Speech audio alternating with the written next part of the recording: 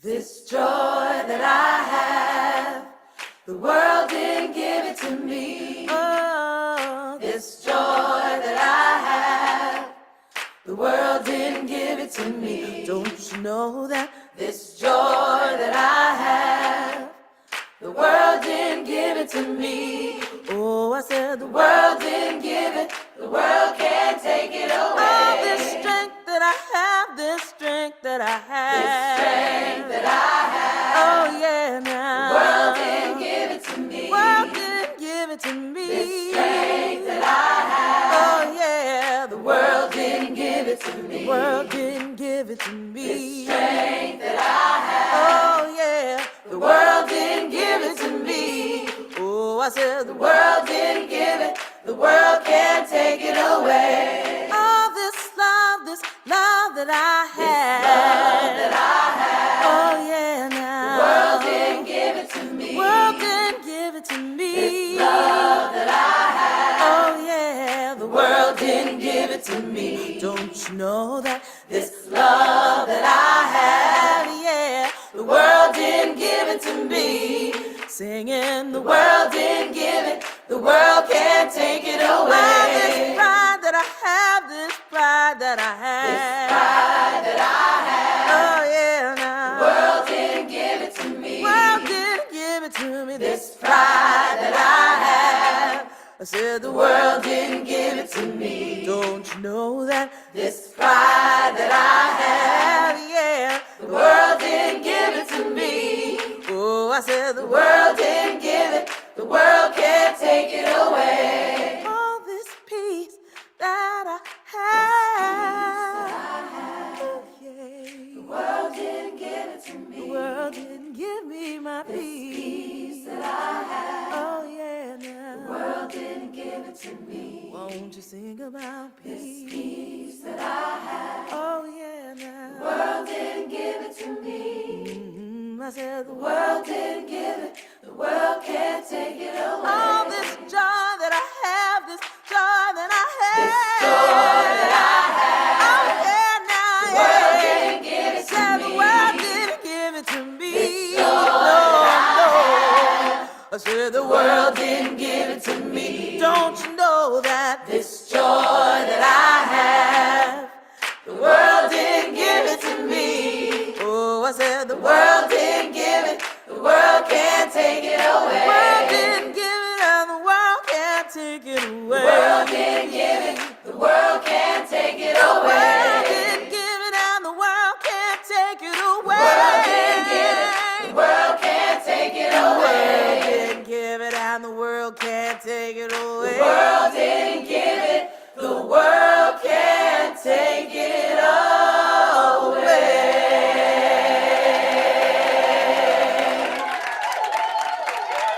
Resistance Revival Chorus believes in the words written by the poet Toy Darracott when she wrote, "Joy is an act of resistance."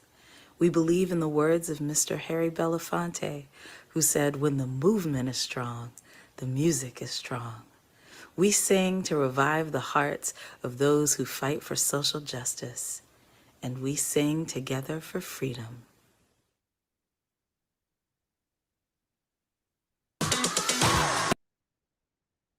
Welcome, friends. Can you hear me okay? Yeah. Yes. Welcome, friends.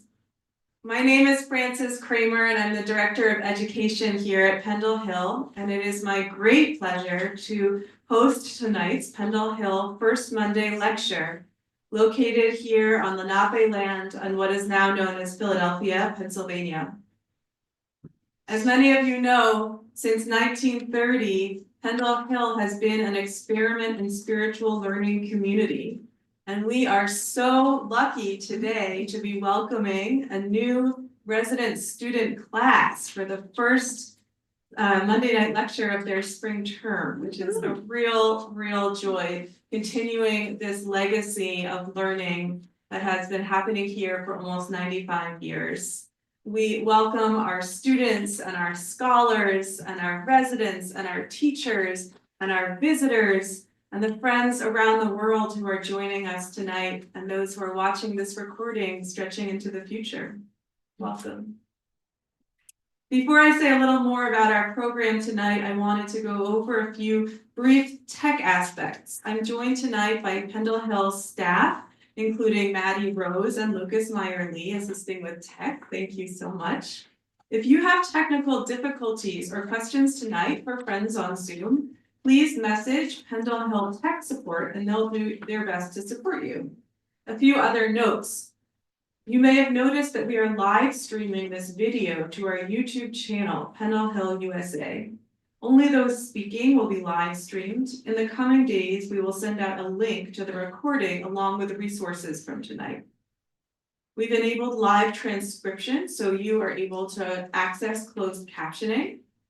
And at the end of the lecture, we'll have an opportunity to share time for question and answer. So please do keep those questions for friends here. You should have a note card to write them down, and we'll be excited to welcome that interactive element. We also, as always, are especially grateful to the Friends Foundation for the Aging, whose support to Pendle Hill, including the funding of Lucas's position, allows us to continue making our First Monday lecture series and other online offerings free to friends of all ages. I am so grateful for this message tonight. It could not come at a better time in the world. I've been waiting to hear this message. Hope and rest in challenging times feels like one of the questions and mysteries that we have been all looking for the answer for in recent times, and hopefully by the end of the evening we'll know. I am really delighted to be introducing our speaker for tonight, Peter Blood Patterson, and quickly to note that he will be joined throughout his lecture with readings from our spring term students and residents and scholars. So that is another joy, but a little bit more about Peter.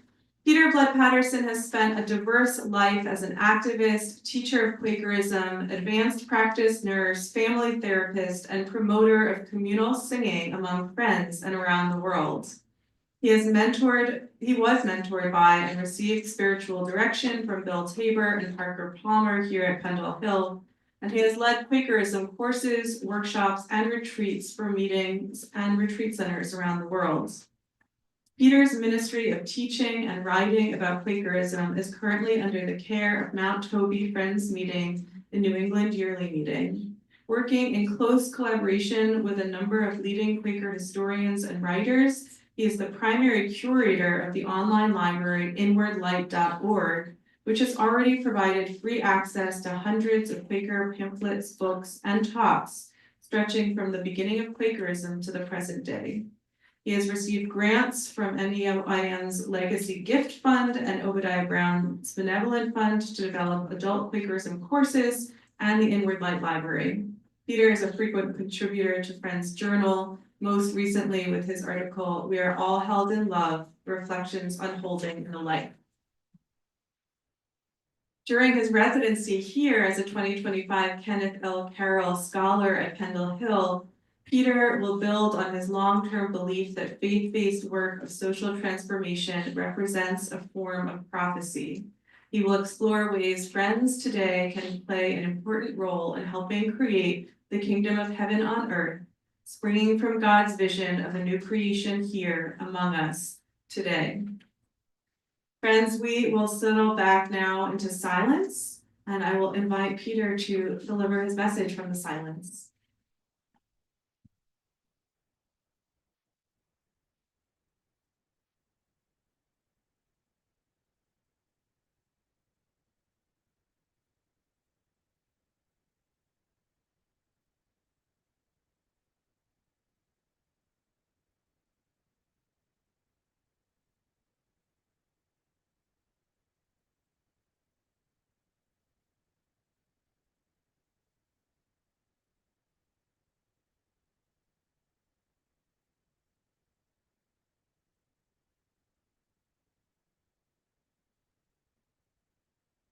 Good evening, friends. So many of us feel overwhelmed right now. I know I'm feeling drowning, like I'm drowning when I read the news. Many of us ask each other, what can I do in these kinds of times? The Resistance Revival Chorus that we just heard formed in 2020 in a similar time, 6 months after the pandemic hit and 3 months after George Floyd's murder. The chorus's mission is to use song as a way to overcome fear and anxiety. Music like theirs often helps my partner, Annie, and I hear in our heart the ways we can make it through tough times. Another way that I did that in 2020 was to host a monthly online series called Walking with the Bible. Each month, we'd bring a different guest leader to share a passage that was rising in their heart at the moment. In choosing the guest leaders, we tried to lift up voices that may not usually be heard among friends of color, women, young people. The leader in December of that year, Colin Saxton, felt drawn to Psalm 18 because it lifts up a theme in the Bible, in the Hebrew Bible, of God leading her people into a spacious or broad place. A way that God liberates us, sets free the fearful, unchains the prisoner, cancels debts, heals the brokenhearted, and allows people to live a life of unhindered freedom in God. Callie will lead us through this song. The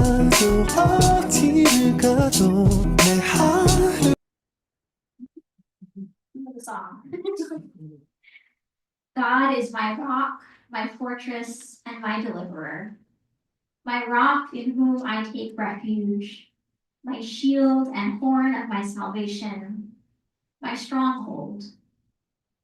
The cords of death entangled me, the torrents of destruction overwhelmed me. The cords of the grave coiled around me, the snares of death confronted me. In my distress, I called to God for help. From her temple, she heard my voice. My cry came to her, into her ears. She reached down from on high and took hold of me. She drew me out of deep waters. She rescued me from my powerful enemy, from foes too strong for me. They confronted me in the day of my disaster, but God was my support.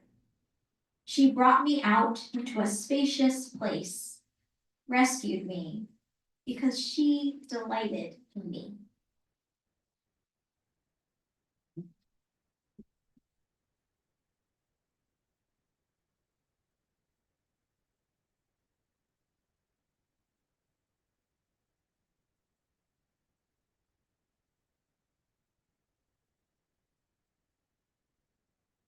One place that I've experienced being in a spacious place is in the practice that's called extended worship. These have been held for 25 years in Philadelphia Yearly Meeting. This is where a group of friends gather, usually on a Saturday, and meet for about 3 hours of worship. I'd heard about these from Marcel and others, but never attended one. Recently, these extended meetings for worship have taken hold also in New England Yearly Meeting. About a year ago, one was held at my meeting, so I knew it was time for me to experience it. And I was blown away. Early in worship, a brief phrase from the Bible rose in me. Faith is the substance of things unseen.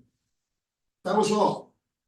I didn't know where it came from in the Bible. I knew it might be from one of Paul's epistles. I hunted around and finally found it. It's the opening verse of the 11th chapter of the letter to Paul, of the letter to the Hebrews, a book that I barely read.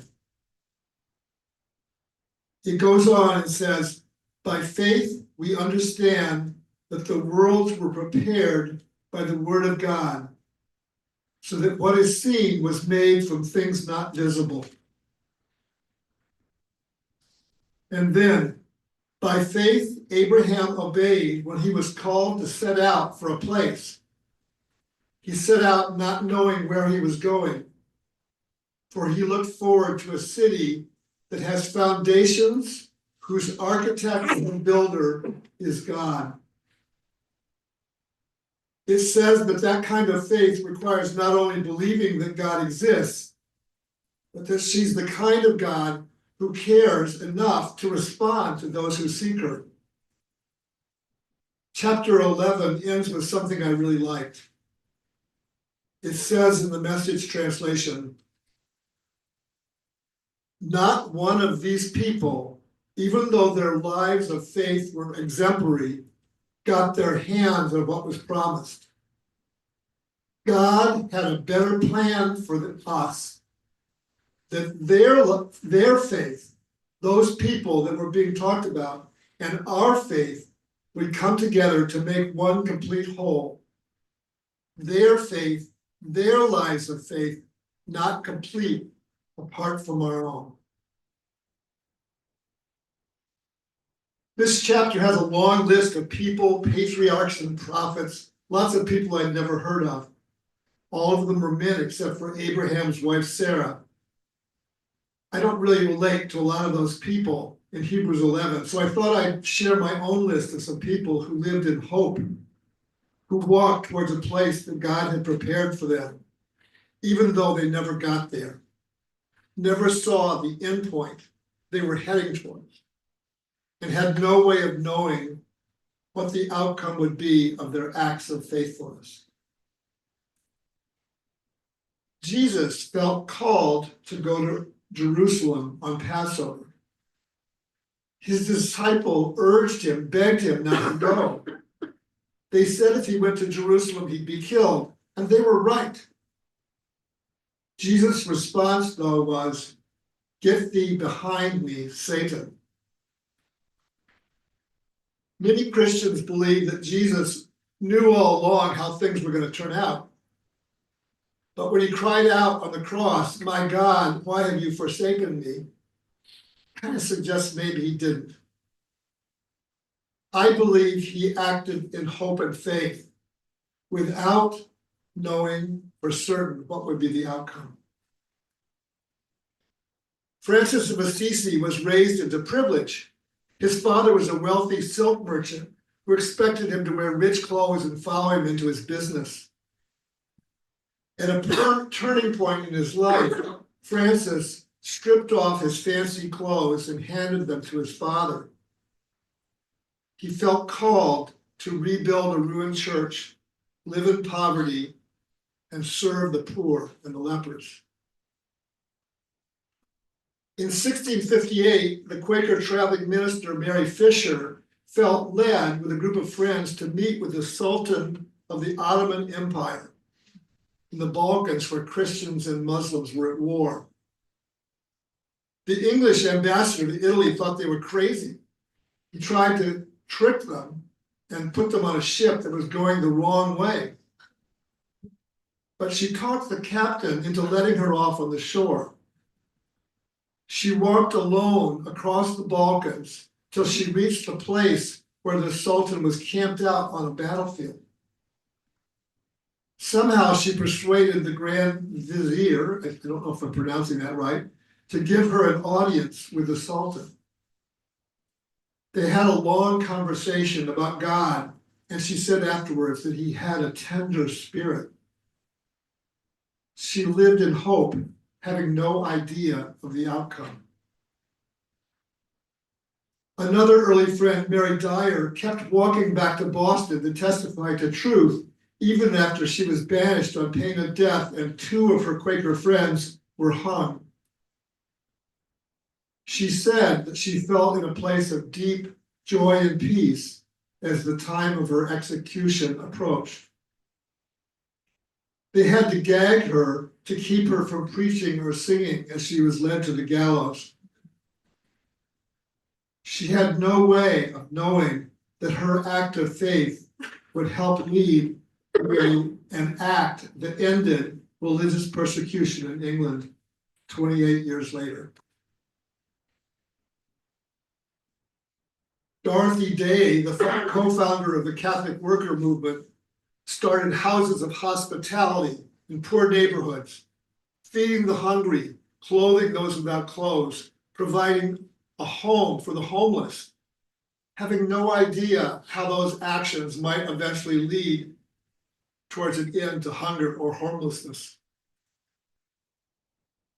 In 1960, 4 students from an historically Black college in Greensboro, North Carolina, decided to sit in a segregated Woolworth lunch counter and ask for service. They were beaten and spat upon. They could not know that their simple act would lead to thousands of such sit-ins across the South and the Civil Rights Act being passed just 4 years later. In 2016, after 50 young people were murdered in a gay nightclub in Orlando, John Lewis and some other Congresspeople were led to spend the night speaking to the empty House chamber. He said, "There comes a time when you have to do something, when you have to make a little noise, when you have to move your feet. This is the time. Now is the time to get in the way." He was acting in hope, not knowing if it could make any difference in ending gun violence. What I hear in Psalm 18 and Hebrews 11 is that God offers us a kind of freedom or path to letting go. It says that my only task is to try and hear what God is asking me to do or us to do, not to figure out or know whether it's going to be effective or successful in reaching any particular goal. Joseph Sturgis, an English Quaker working to abolish the practice of enslavement in the British colonies, put it this way in 1830.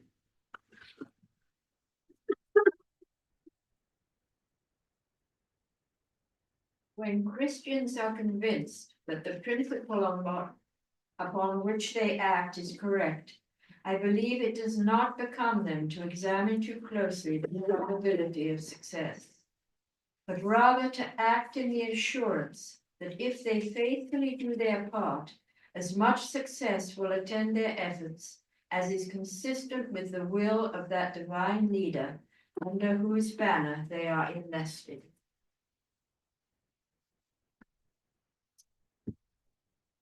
In 1941, just when World War II was starting, Howard Brinton quoted this in his Pendle Hill pamphlet called Sources of the Quaker Peace Testament.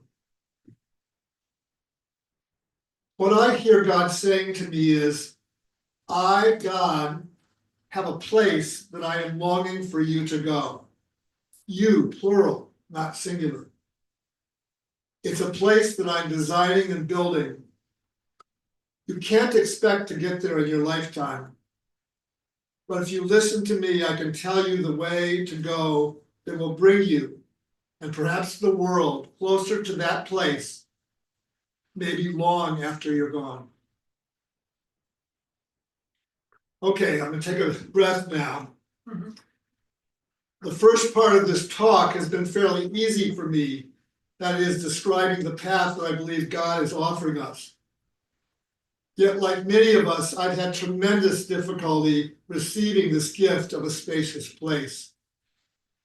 I've found it very hard to put my trust and my life in God's hands, to trust others around me, to live in hope and in faith.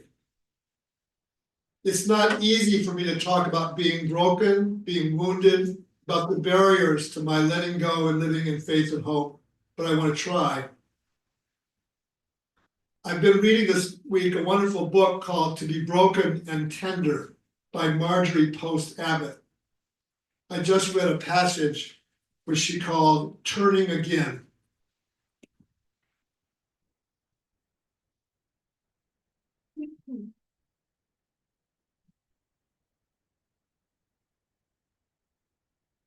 When the light pushed me to be public about my failings and the openings I've had, I found myself stepping forth blindly. The mystics say I must be willing to give up all I cherish, even though I may never actually be asked to do this. All I can do is be prepared, live with an open heart, and not be bound by fear. This is where hope lies.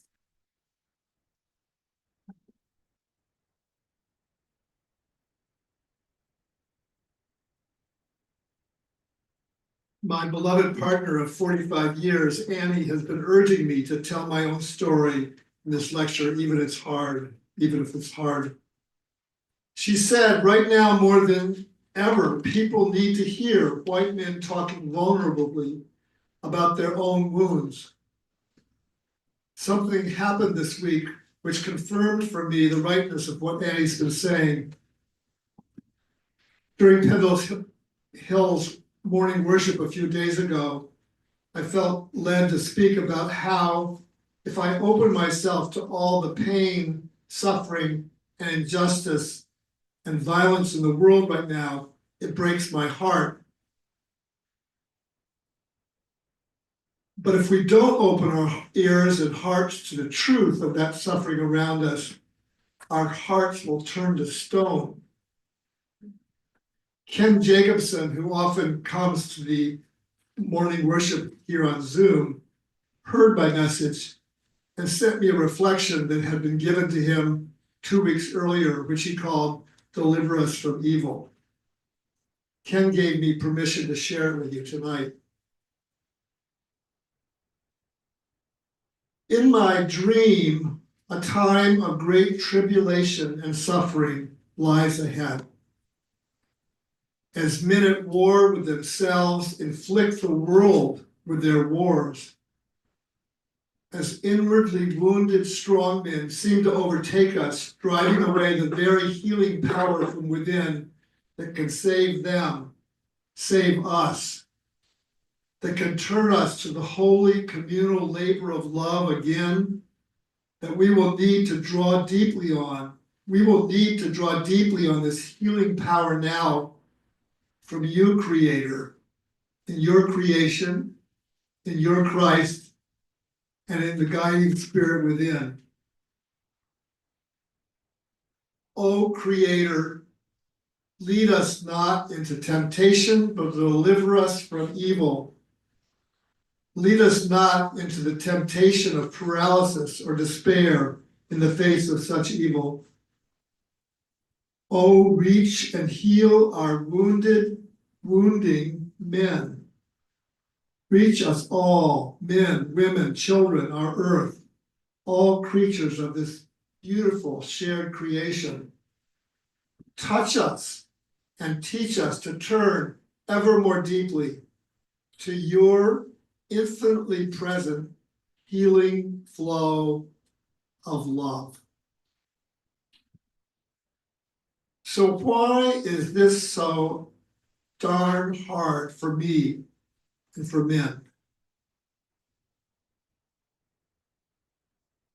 This next little section I call Good News for the Poor, or the World Turned Upside Down by Prophecy. The Psalms, the Hebrew prophets, and the Gospels all lift up a prophetic vision from God of a world turned upside down. That vision of the world is so utterly different than the values and power structures of the society around us.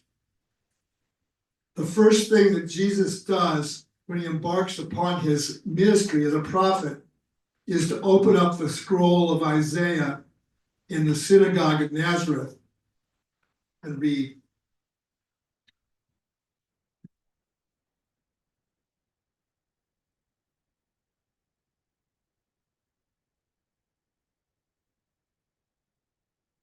Spirit of the Lord God is upon me, because the Lord has anointed me. God has sent me to bring good news to the oppressed, bind up the brokenhearted, to proclaim liberty to the captives and release to the prisoners. In the Song of Mary, Jesus' mother is quoted as saying before he was born that God has scattered the proud in the imagination of their hearts, brought down the powerful from their thrones, and lifted up the lowly, filled the hungry with good things, and sent the rich away empty.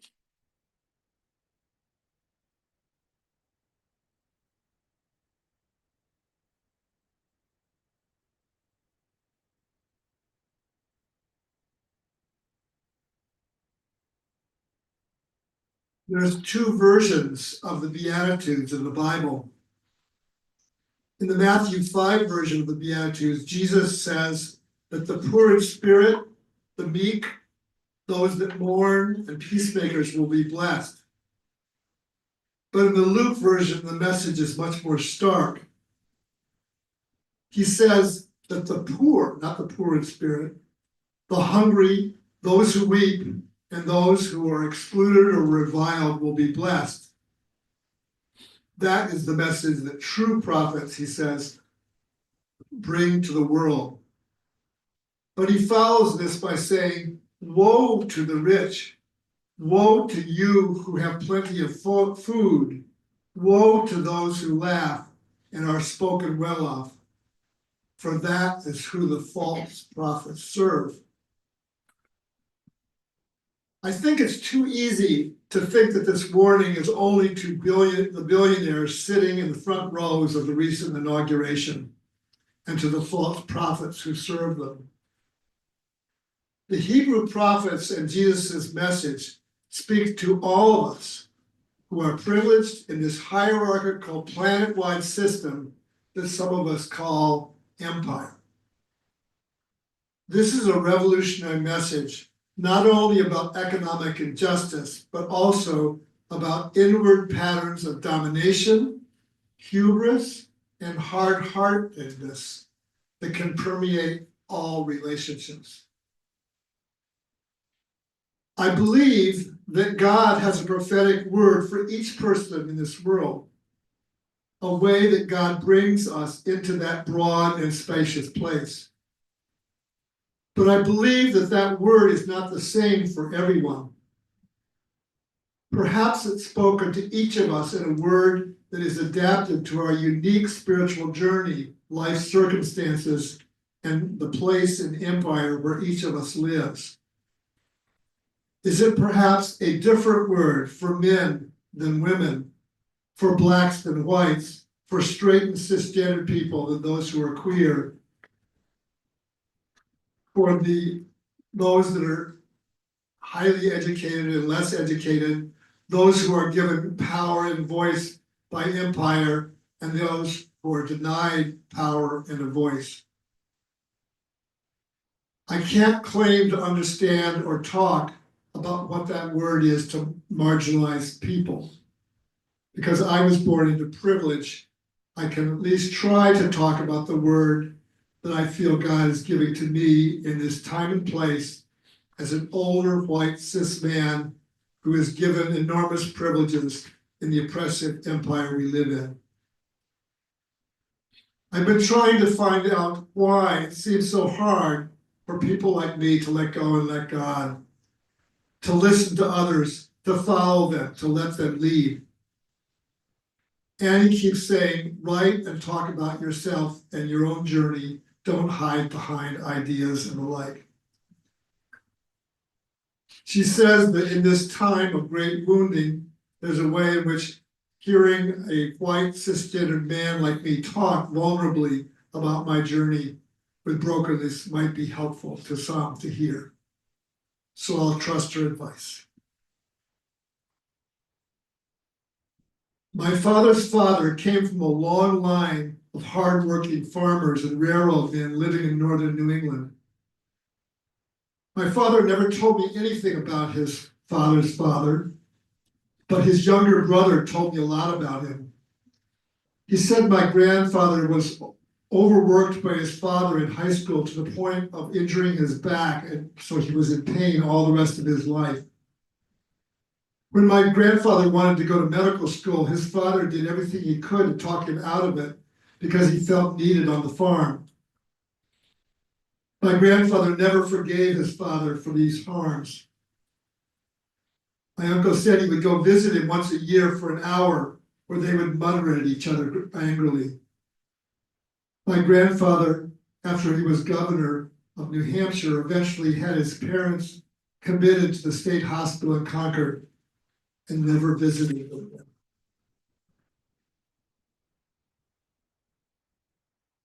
My grandfather was brokenhearted when his youngest child, Emily, died of cancer while she was in high school.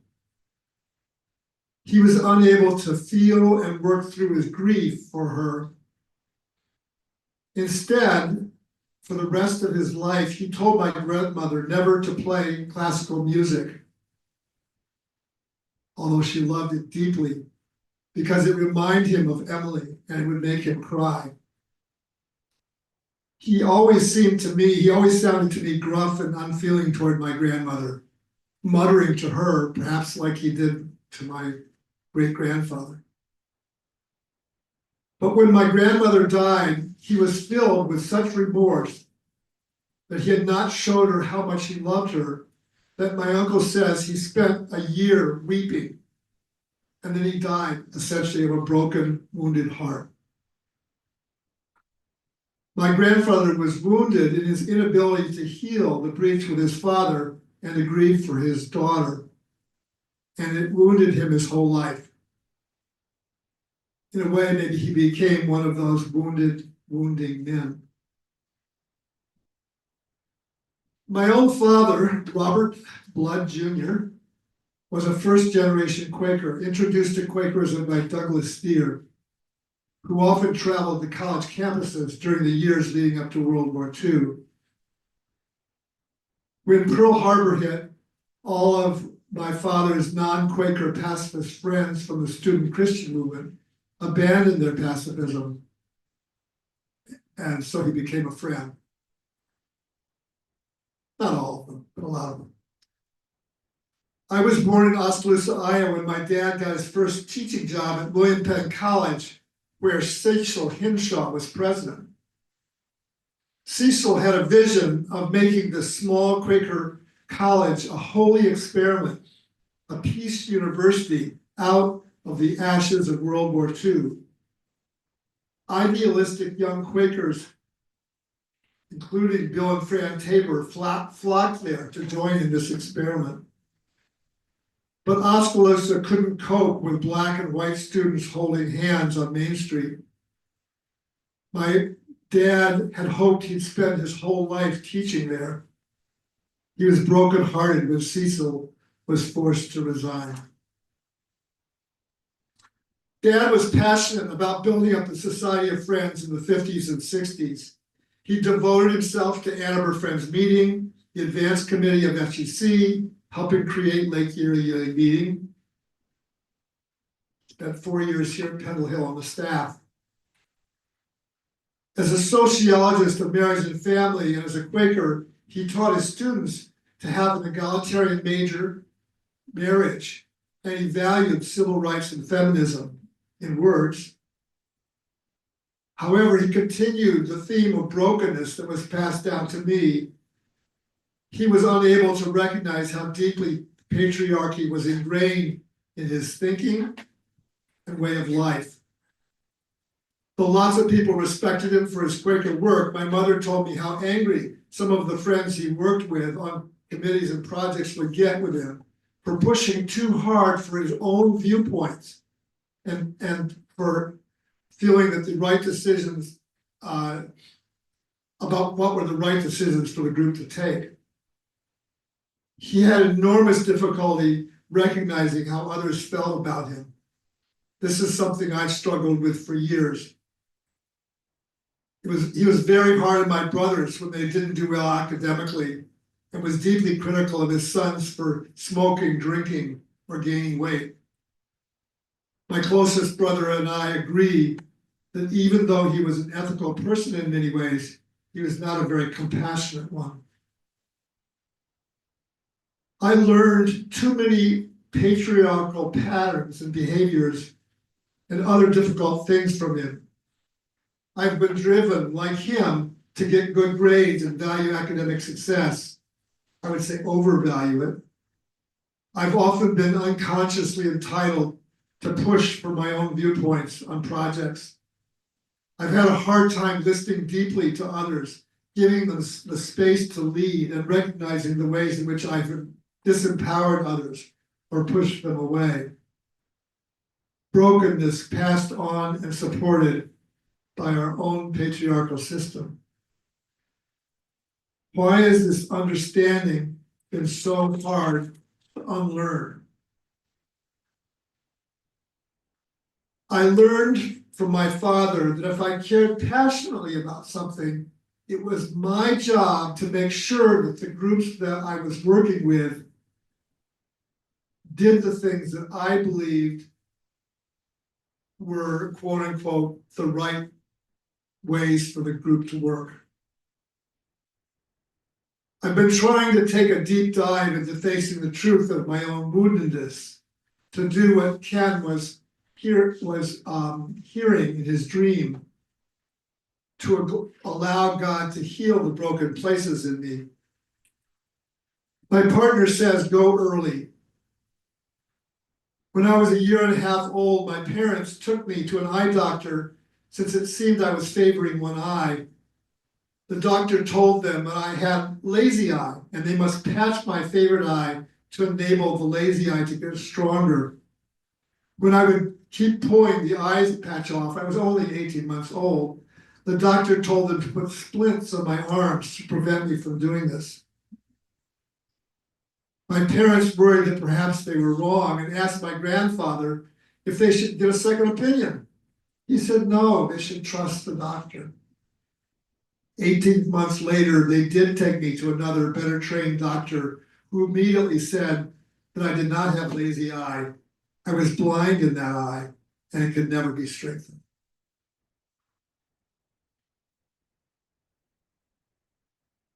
What I think I learned from this and other childhood traumas was that I could not trust any of the adults around me to protect me from harm.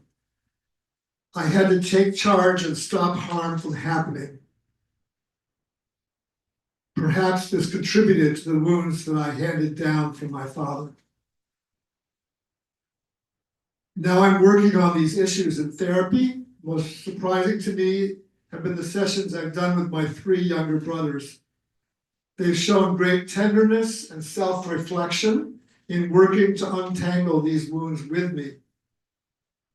My nearest brother, Alan, and I have wept in these sessions. I never ever saw him weep before this. I do remember as a child going into the closet in my bedroom and weeping where no one could see me.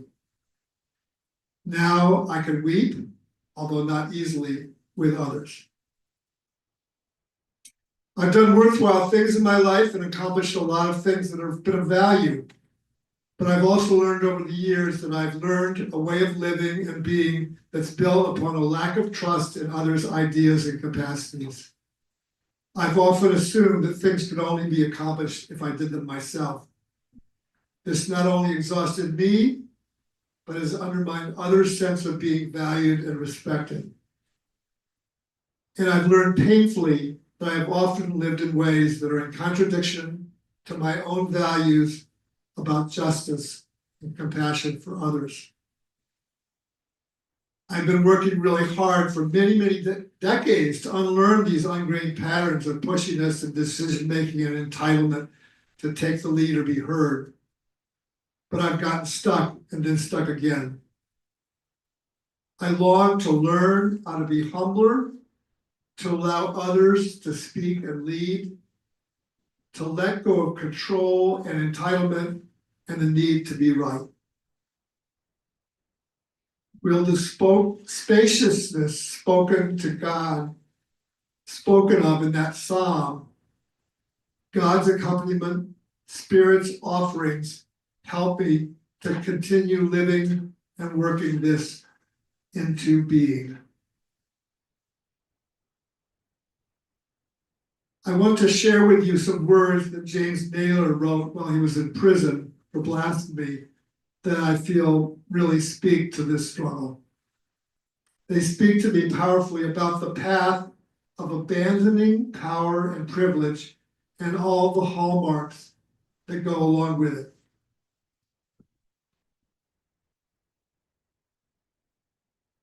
This is from James Naylor's 9th epistle.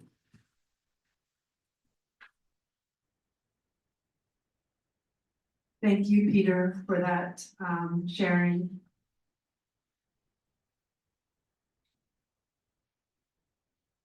A tree may grow high and hard and strong.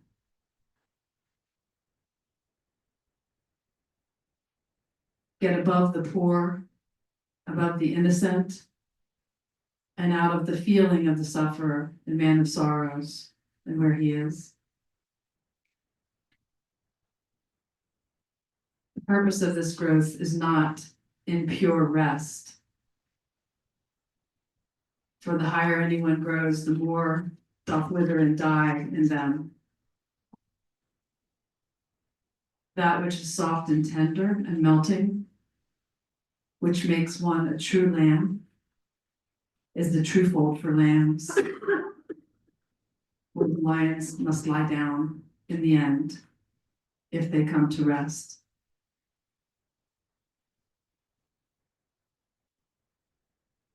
That eye which looks to be great among men comes not into the rest,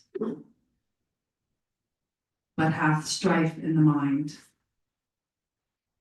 strife in words, and secret smitings, which defile the rest, and lead into the division and separation.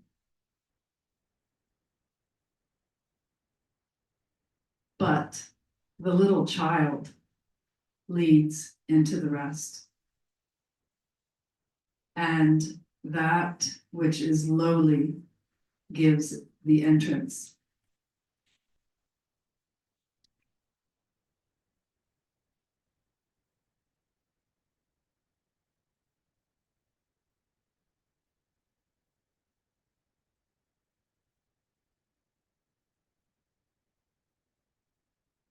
Were written in maybe 1658. I don't know about you, I'd say they hold pretty true right now.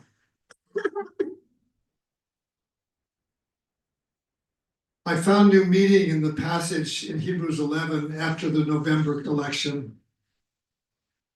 It said to me that our task now is to discern and be faithful in hearing what God is calling us to live and act and do, and not be responsible to know how it's going to turn out. The trickster spirit, Christina Keith Perry gave me that word when I was planning this, brought me a second biblical passage this fall that builds on the Hebrews one that I've been carrying for the last 9 months. A couple of weeks ago, I'm sorry, that's wrong. Last fall, there was a memorial service for one of our dear meeting members, the daughter of the friend who had died, spoke about how hard it was for her father, a physician, a child psychiatrist, to let go in the final weeks of his life and pass on. In the memorial service, she quoted Isaiah 30, verse 15.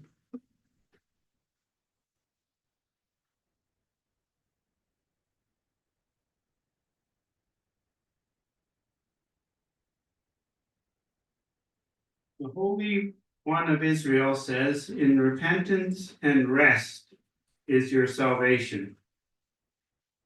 In quietness and trust is your strength. But you would have none of it. You try to run away from your enemies on swift horses, but you will be pursued with swifter horses. You'll be scattered by one man and think it's 1,000, though you're left like a lonely flagstaff flapping on a mountaintop. But God is compassionate and will bless those who wait for her, because she is just.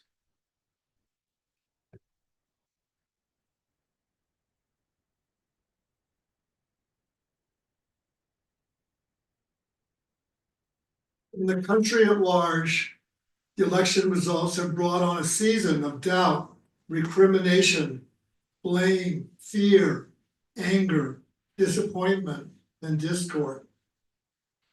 Some want to give up. There's a sense that old models or agendas may no longer work. I'm wondering, could these passages help us to live in faith and hope into this time that we're in? Could they help us be more grounded, be more at peace with what we're living through and living into? Personally, and I can only speak for myself, I deeply need this invitation from God to stop doing and to allow God to bring us into a broad space. To stop running, to stop fleeing on swift horses, to accept the invitation to rest in quietness, in strength, and in trust. To take the time to hear what God is inviting me and us to do in faith, in hope, in patience, and without the urgency to know that it will all turn out.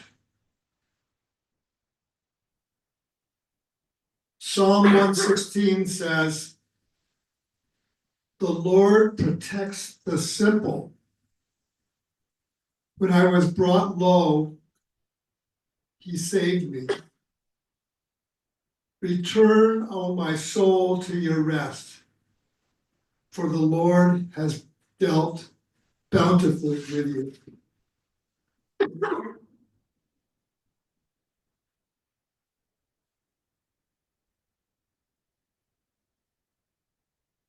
I've been reading the Psalms a lot at night. This is one very short, rather odd one, Psalm 87. I discovered that different translations handle this psalm really differently. It's about a city on a holy mountain that was founded by God. The psalm lists a whole lot of different places, all of which are outside Israel. It seems to me that this place of spaciousness that God has invited us into is not limited to any particular religion or people. And that's why the psalm speaks of all these different places. It is, as Mary Fisher recognized, open to all. This is what the psalm says. On the holy mount stands the city that God founded. God loves the gates of Zion. Glorious things are said of you, O city of God. Among those who know me are Rahab and Babylon, Philistia too, and Tyre with Ethiopia. This one was born there, they say. It shall be said, this one and that one was born there, for the Most High himself will establish it. The Lord records as he registers the people. This one was born there.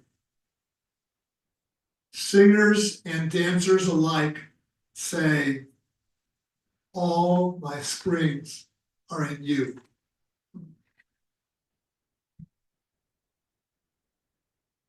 May you know in your heart of hearts, friends, that you were born there, that you, like all people, belong in that city,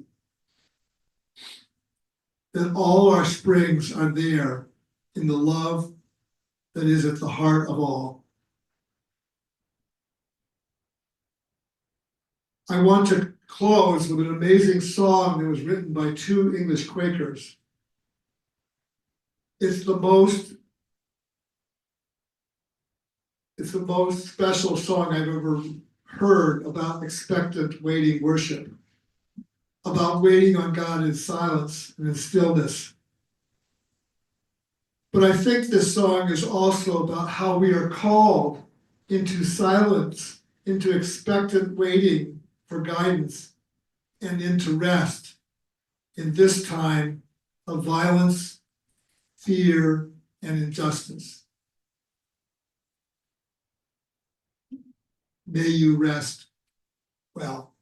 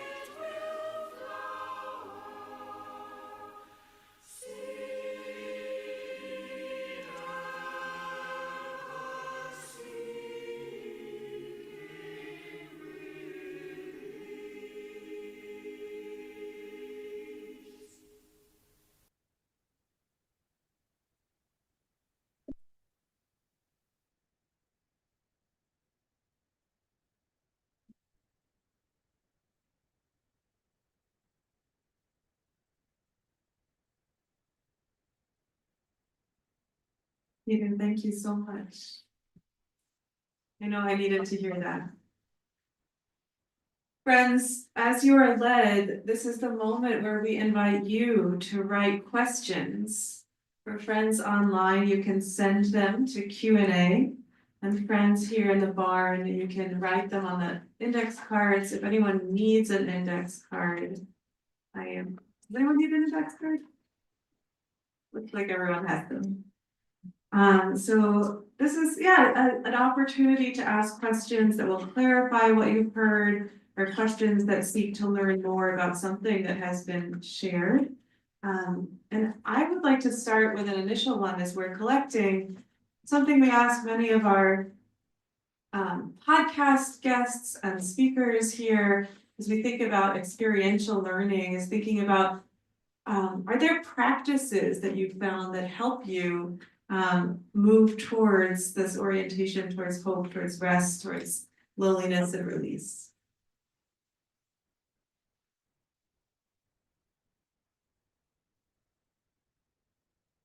To say before I forget that that recording of the song, Wait in the Light, or something that's called Wait in the Stillness, was made because an English Quaker came over twice to New England and led people in learning that a whole oratorio called The Fire and the Hammer about George Fox and the early Quakers. And it was performed one year at New England Yearly Meeting, and the next year at Friends General Conference gathering in Rhode Island.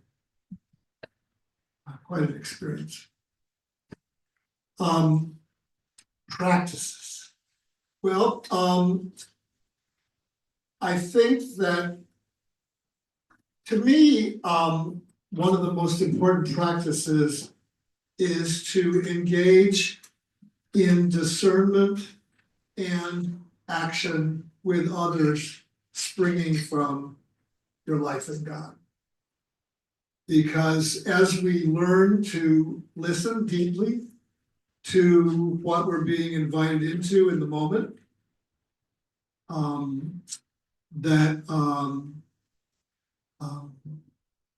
our spiritual being, our life in spirit, or our spiritual practices interweave with work in the world. The second thing that's been really helpful for me is, I guess I wouldn't call it Bible study as much as Bible reflection. A lot of Quakers today maybe have a hard time really working with the Bible, or learning from hearing God through the Bible, is the way I would put it, hearing Spirit through the Bible. But whether it's with other friends or on your own, I find that both early Quaker writings and other spiritual writings, there's a wonderful book that we're studying with Valerie this week. I don't remember the exact title, but and I know it has rest and resistance in it. This is good. Yes, thank you. Rest is resistance. And so when you read with others, and talk with others about what you're reading, especially it allows you to hear invitations.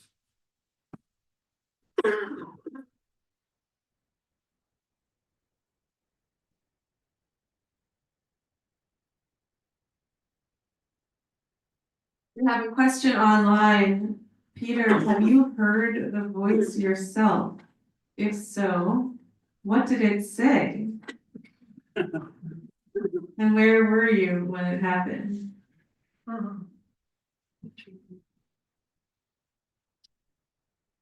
A lot of people have a hard time reading George Fox. I was about an 18-year-old, no, about a 21-year-old, reading George Fox's journal under an apple tree in Kentucky, New Hampshire. I was very, very much, I don't know if I exactly heard directly, but I definitely felt in my heart, here is something that describes something that I have not experienced in the same degree. And this was in the middle of the Vietnam War. And I said, the world needs to have a kind of faith that shakes the ground for 10 miles around. I often, in the night, hear, again, not literally a voice, but I often get messages in the night, things that I'm invited into, things that maybe I'm not looking at deeply, maybe things that I need to really receive. I think Marcel and others call it the refiner's fire. Sometimes that will come in the middle of the night.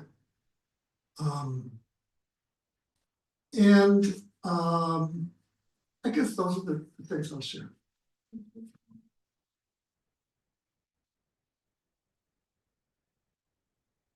Another question from online, if you could say more about the version of the Bible that you were quoting from.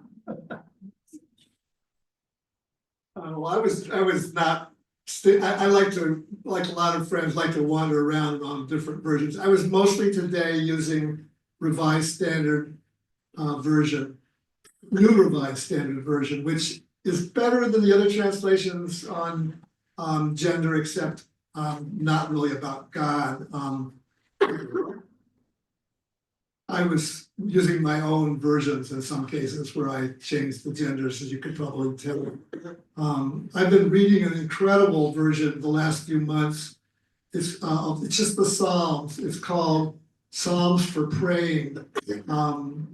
Something about wholeness is in the subtitle, and it's by Nan Merrill. And these are incredibly different in that they not only don't use a male gender for God, because I don't think God's a man, but they change a lot of other words. This version uses beloved, love with a capital L, heart of my heart, words like that for God, but also whenever it talks in the Bible, I mean, the Psalms, there's places where it talks about destroying your enemies and stuff like that. God smiting their children against a rock or something. She reimagines those passages in terms of wrestling with fears and other places we're separated from God in our own heart. So it's a very good example of a reimagination. There's also, I used a little bit the message. The message often, it isn't really a translation. It's more taking what the passage was kind of about and putting it in a different context. So if you have a nice thing about the message is that you can read it along with the New Revised Standard Version and the New International Version are all in something called Bible Gateway. So it's really easy to carry it around in your pocket if you're not into hauling around a heavy Bible. And I actually find this very helpful sometimes. I've done this in workshops and stuff. If you look at several different versions and reflect and pray about a passage, try writing your own version of it, try seeing what God is planting in your heart in response to what you're reading.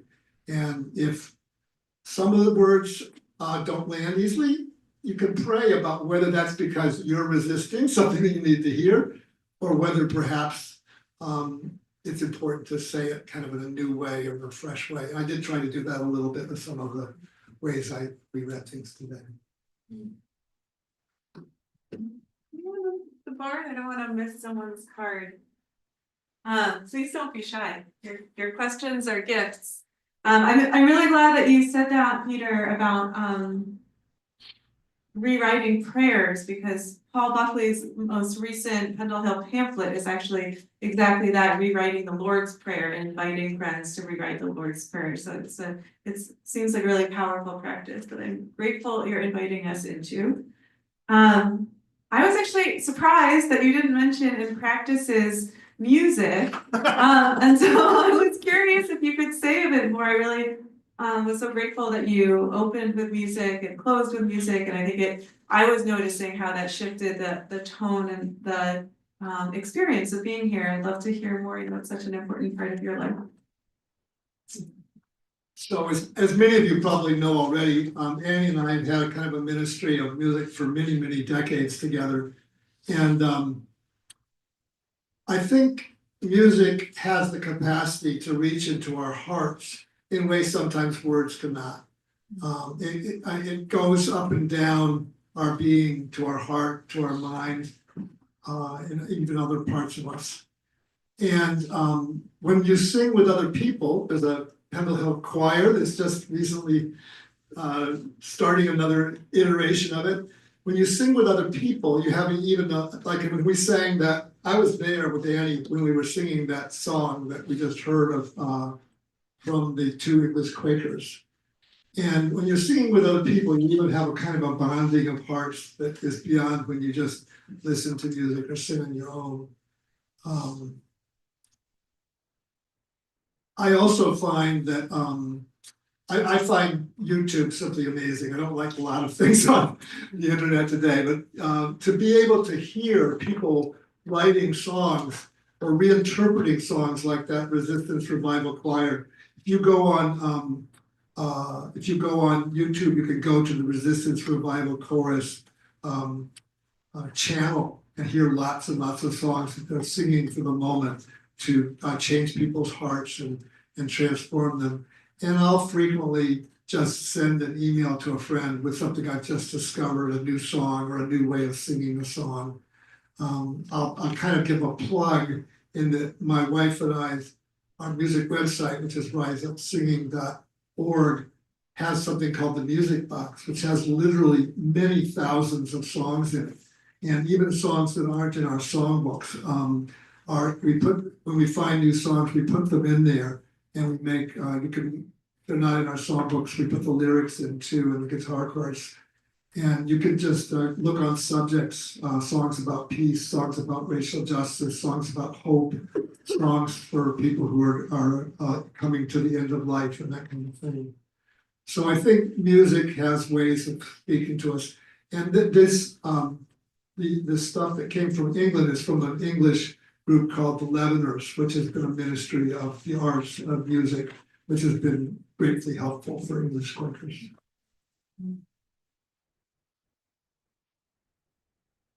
A friend online asks, towards the beginning of your talk, you had mentioned a book that you were reading. If you could share the title of the book and anything further about it. I will note that we will be sending a list of resources of what Peter has been quoting here, but if you could give a little bit more information about the book, that would be great. I think I mentioned several, but I think what you're probably talking is to be broken and tender. And this is a book that was written by a woman from Multnomah Meeting. Is there somebody here from Multnomah Meeting? Yes, she knows her, Marjorie Post Abbott. And Marjorie, this book kind of rose out of the interaction between evangelical Quakers and I guess you'd say unprogrammed or more liberal Quakers in the West Coast. And a lot of people, I think particularly in the Portland area, would meet from these very different traditions of Quakerism and kind of share deeply with each other. And that experience, among other things, led the woman who wrote the book, Abbott, to go through a real transformational journey about her understanding of Christ, of God, of all kinds of things. I think it was mentioned in the introduction that my ministry now primarily is of building an online Quaker library. And we're trying to we already have put many, a number of Quaker Pendle Hill pamphlets, a number of missioner lectures from Southeast Yearly Meeting, a few Swarthmore lectures from England,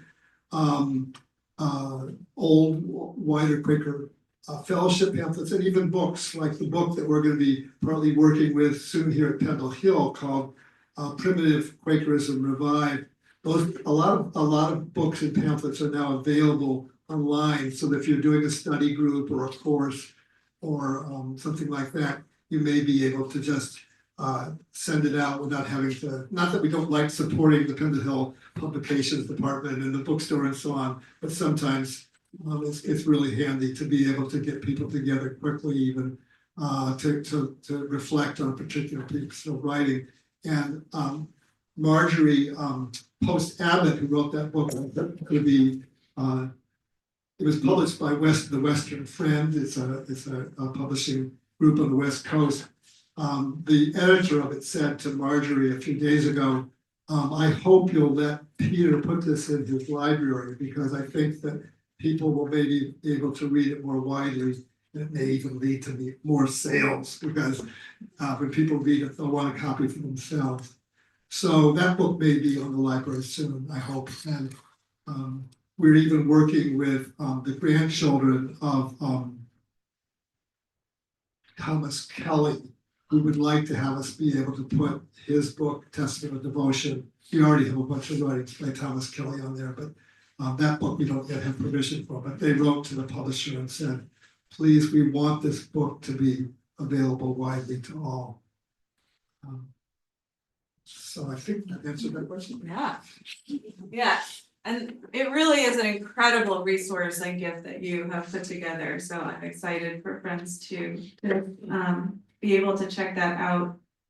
One friend online asks, you've talked about, shared really generously about some of the vulnerable moments in your life. Can you share more about a moment or two when you felt particularly encouraged or supported in your spiritual journey? Well, fortunately, there are many of those. I go to a meeting with Emily Savin, who's one of the students here, called Three Rivers Meeting. One of the things that Three Rivers Meeting does is it has transparent eldering. And people will sometimes reach out with, I think, love, but truth right in the middle of a gathering and speak to each other and say something that seems maybe to need a little bit of help. And I'm in a wonderful group at my own meeting called Race and Class Working Group, where we practice with each other, because we were just talking about this in the class that Valerie is leading right now here at Pendle Hill on rest, about ways that you can deal with conflict and with helping each other to grow, and how that can be done lovingly, but in a spirit of truth. So I think I felt blessed when people, maybe in my meeting, someone might email me and say, for example, you know, that message that you gave in meeting might have been hard for certain people in this situation to hear. Or somebody might say, reach out to me and say, that meeting that you were at, Peter, you talked a lot. You interrupted people some. And this is somebody who I know cares about me and knows the journey that I'm on. And so I didn't feel attacked or damaged by that. I felt like I was being given a gift of caring and learning. We're unfortunately on the almost 200th cusp anniversary of the great schism of Quakers when they were split right into two in 1827, 1828. And I think at that point there was a great failure of the ability to learn together in love and to deal with conflict in a way other than just being driven apart. I think friends today are learning, and I've experienced myself, ways to deal with conflict where it doesn't have to be done that way. And I pray we'll find more and more ways to do that in the future.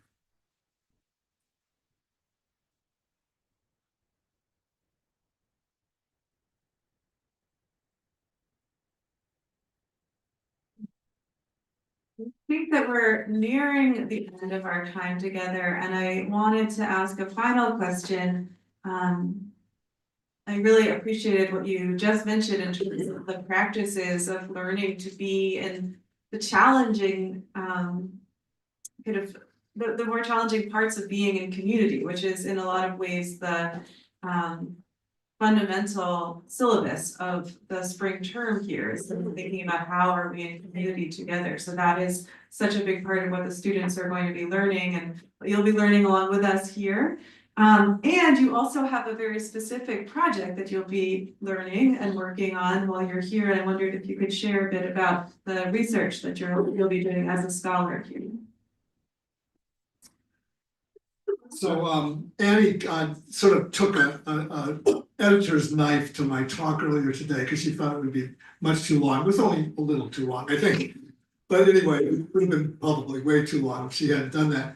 But one part that I left out was that a number of years ago, I was in a group that rose out of my own yearly meetings efforts to find a faithful response to the way we're destroying the earth today with greed and with all kinds of other things that are wrong. And we had a group for about 2 or 3 years in New England called the Prophetic Climate Action Working Group that was trying to come up with a response that was deeply rooted in our own faith journey in responding to that crisis. And a member of our meeting who unfortunately died this past late summer, early fall, Jan Hoffman, when she heard that we had formed this group, she said, well, if you're gonna call yourselves the Prophetic Climate Action Working Group, you better damn well, she said damn, you better darn well know what prophecy is about. And she gave me a number of writings by a Hebrew Bible scholar named Walter Brueggemann. And Brueggemann has an understanding of prophecy, which I find very, very important, which is that the prophet isn't somebody who predicts the future. The prophet is someone who receives from God or gives a channel from God of a vision of the world, of how people can live with each other in community, how people can live with each other in society, and how it's completely contrary to the values of what he calls empire, and I refer to a little bit of the talk about empire. And the thing that's important about this is that not just individuals can speak prophetically, but groups can also act prophetically. And when we act prophetically, we bring transformation into the world. We know how many things are broken right now in the world around us: violence, injustice, cruelty, greed. And I believe that as valuable as our testimonies, or what we call them as Fred are, they're often stripped away from their deep connection with the Spirit. Howard Brinton, Sandra Kronk, and others have written powerfully about how our peace testimony is deeply interwoven or springs really directly from our own understanding as Quakers, our faith experience and viewpoint. And I think that rather than seeing ourselves as having a lot of separate social testimonies that are kind of maybe considered all separate from each other, they all spring from one vision of a relationship between God and the world, God and people. So I'll be doing more work on this to try and articulate better. So far, this doesn't seem to have caught fire too much. A few people have written about it.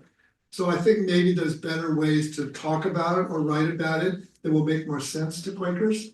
So I'll be doing a dive into how Quakers and some other groups like Mennonites and so on are also working on a prophetic understanding of social transformation work. I guess that's the main focus of the work, as well as teaching and doing other things while I'm here.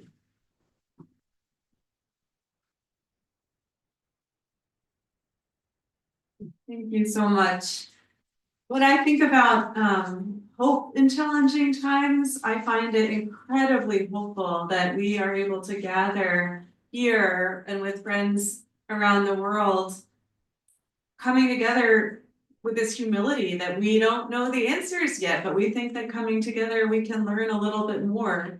And that is incredibly life-giving and hopeful to me in this time. So Peter, thank you for sharing. Thanks for sharing your ongoing research, and thank you for inviting the students in. I feel that's such a beautiful way to start the term. I think that the interweaving of voices, whether it's in the revival chorus or the spring term students' voices, feels like it gives us some vision of something hopeful in this time when we really need it. So with that, friends, a few reminders: the recording of this event and many of our other Pendle Hill offerings is now available on our YouTube channel, which is at Pendle Hill USA. At the end of the week, you'll be receiving an email with a link to a transcript and recording and upcoming opportunities to continue learning with Pendle Hill. And you can always look at all of our upcoming programs at pendlehill.org/learn. A couple that I want to highlight for you: our other scholar of the spring term, Dr. John Mohanji, is the director of the Africa Ministries Office of Friends United Meeting.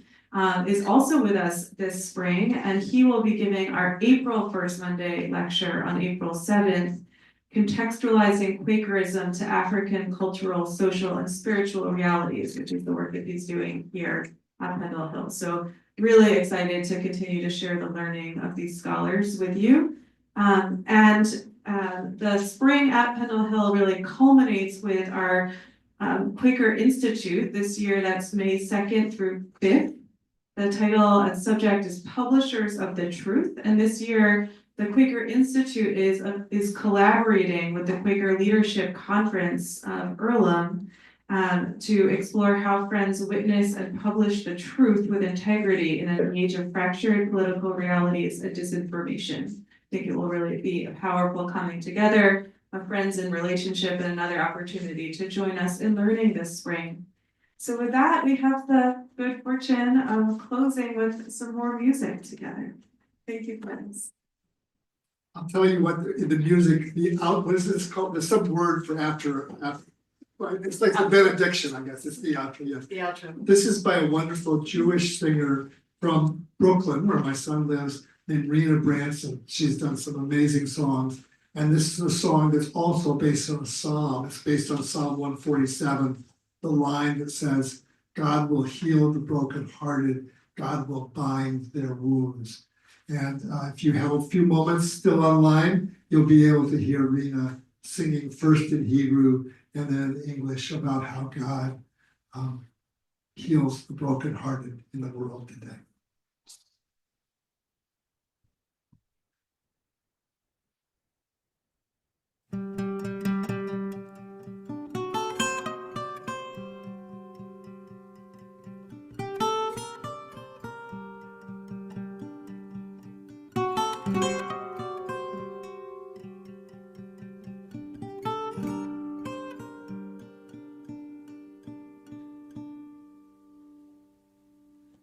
I